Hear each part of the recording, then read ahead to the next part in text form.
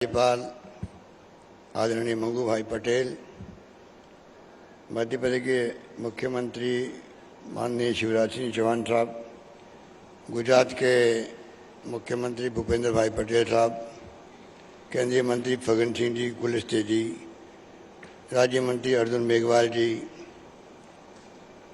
सांसद कनकमल कटारा जी, जसवंत सिंह डामोर और महेश शर्मा जी, रामचंद्र जी महाराज साहब, संत अच्युतानंद जी महाराज साहब और यहाँ उपस्थित हमारे साथी मंत्रिमंडल के साथी महेंद्र मालवीय जी, अर्जुन बामनिया जी, रामलाल जाट साहब, भंवर सिंह जी भाटी और नेता प्रतिपक्ष गुलाब चंद कटारिया जी और तमाम उपस्थित बुजुर्गों, भाइयों और बहनों, नौजवान साथियों, मुझे बहुत पसंद था कि आज मानगढ़ धाम पे प्रधानमंत्री जी पधारे।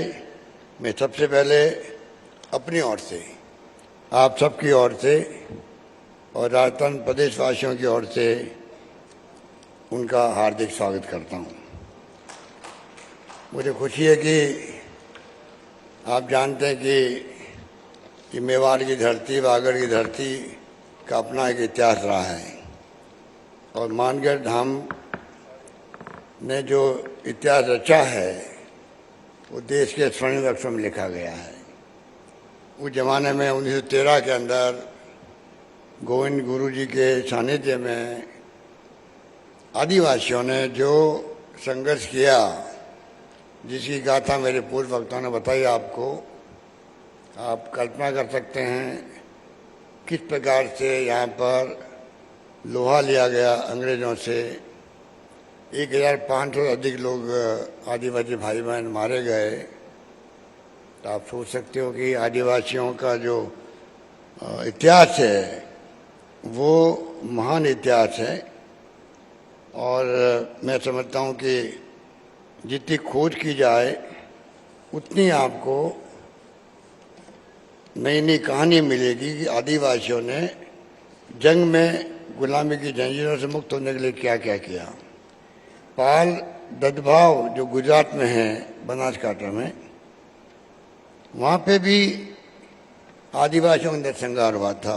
100 साल पूरे हो गए, उसको भी 1922 में हुआ था। तो मेरे ख्याल से जहाँ जहाँ आदिवासी रहते हैं, चाहे बिरसा मुंडा की बात करें, हर जगह आदिवासियों का आज़ादी की जंग में बहुत बड़ा योगदान था। और मुझे खुशी है कि आज वागड़ की धरती पर आए हैं, मेवाड़ की धरती में महाराणा प्रताप का शौर्य पराक्रम देश और दुनिया में उसकी पहचान है। यहाँ फ्रीडम फाइटर बहुत हुए, यहाँ के मुख्यमंत्री भी हुए हरदेव जोशी जी, भिखाबाई भील बहुत बड़े नेता हुए देश के, माणिकलाल वर्मा हुए, भोगीलाल पंड्या हुए, उपाध्याय हुए, कितने लोग हुए जिन्होंने उस वक्त में भाग लिया था। पर ये मानगढ़ धाम जो इतिहास रच गया है, मैं समझता हूँ कि ये हम लोगों के लिए गौरव की बात है। हमने प्रधानमंत्री महोदय को रिक्वेस्ट भी की है कि समय आ गया कि हम लोग क्यों नहीं इसको एक राष्ट्रीय स्मारक के रूप में इसकी स्थापना करें, जिससे कि पूरे देश जो जलियांवाला बाग की कहानी जानता है, इतिहास जानता है, त्याग और बलिदान किस प्रकार हुए वहाँ उसकी पहचान पूरे मुल्क के अंदर है, उसी प्रकार से मानगढ़ धाम की पहचान भी बने देश के अंदर कि आदिवासी समाज भी उस जमाने में पीछे नहीं था किसी से भी जंग लड़ने के अंदर। और जिस प्रकार महात्मा गांधी के सानिध्य में जंग लड़ी गई, आज भी इतिहास गवाह है किस प्रकार से त्याग, बलिदान, कुर्बानियाँ हुई थी। लोग जेलों में बंद रहे थे। पंडित जवाहरलाल नेहरू 10 साल तक जेलों में बंद रहे थे। सरदार पटेल जेलों में बंद रहे थे। मौलाना आज़ाद थे।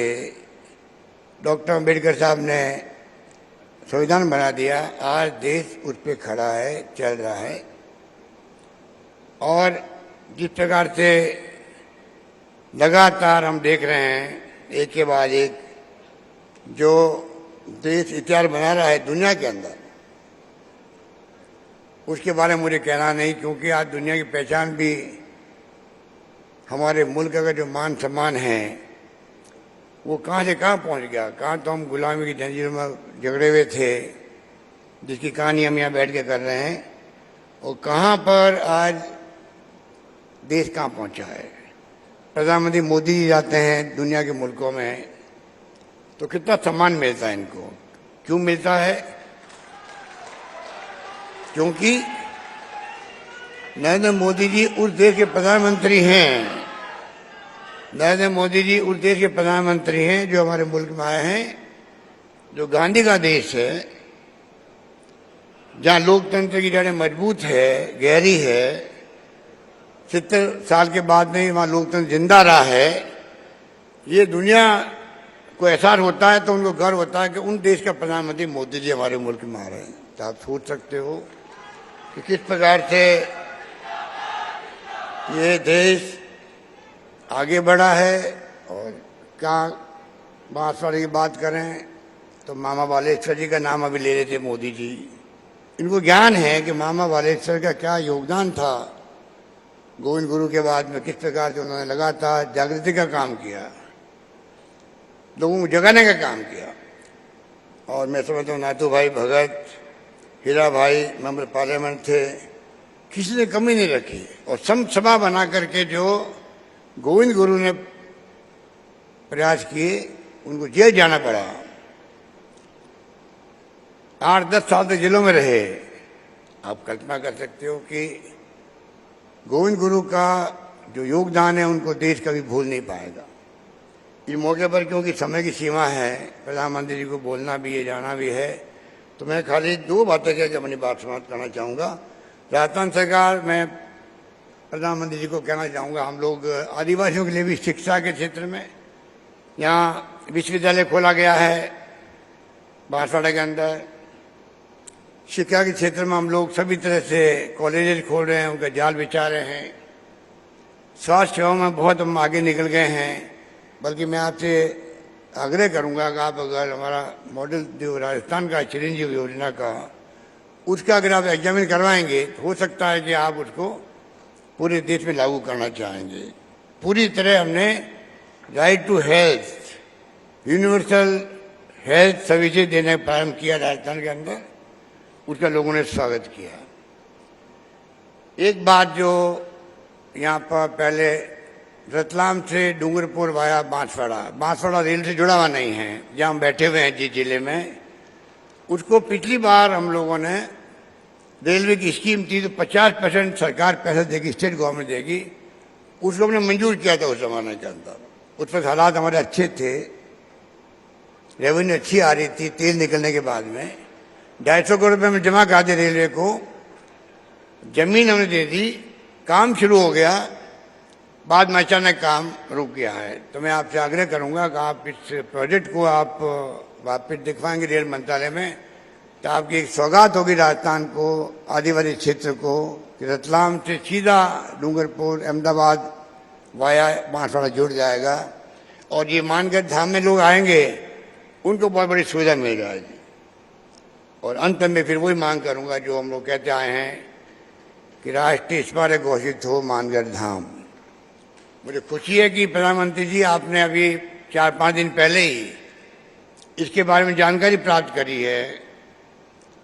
आपने राजस्थान के, गुजरात के, मध्य प्रदेश के चीफ सेक्रेटरी से बात करी है, वीडियो कॉन्फ्रेंसिंग स्वयं ने बात करी, आपने स्वयं ने बात करी है। इसके मायने होते हैं, इसका मतलब है आपके दिलो दिमाग के अंदर ये बात रही है कि मैं 1 तारीख को जाऊंगा मानगढ़ धाम, तो इसके बारे में जानकारी प्राप्त करके जाऊं। मैं अपनी ओर से, आप सबकी ओर से, यहाँ बैठे हुए लोग हैं उनकी तरफ से, और तमाम प्रदेशवासियों की तौर से मैं आपसे आग्रह करता हूँ, निवेदन करता हूँ कि आप मानगढ़ धाम को राष्ट्रीय स्मारक का दर्जा दें।